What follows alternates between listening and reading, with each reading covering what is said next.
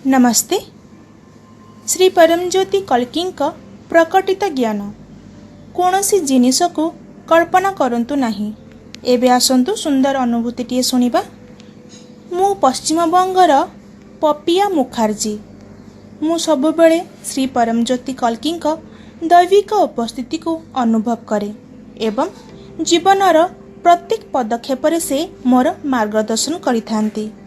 असंख्य चमत्कार भितरु मु एही चमत्कारटी को हृदयर कृतज्ञता सहित बांटुअछि। किछि वर्ष तले किछि टंका एवं दरकारी जिनिस थिबा मोर गोटिए पर्स हजि जाइथिला। आउ किछि वर्ष परे मु मेट्रो ट्रेन रे यात्रा करिबा समय रे आउ गोटिए पर्स मध्य चोरी होई गला।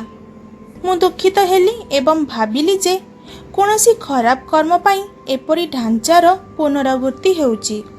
2020 मसीह सहस्रनाम होमर 21 दिन साधना करिबा समय रे अप्रत्याशित भावरे मो बैंक अकाउंट रे 20,000 टंका जमा होइतिला।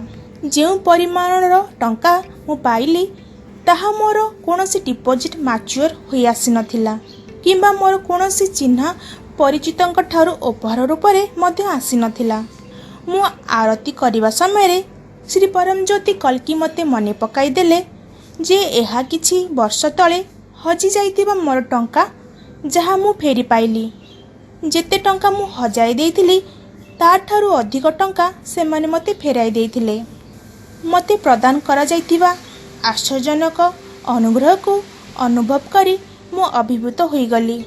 ऐश्वर्य प्रदाता चमत्कार प्रदाता श्री परमज्योति कल्किंकर पाद पद्म रे मु असीम कृतज्ञता जनाउछि।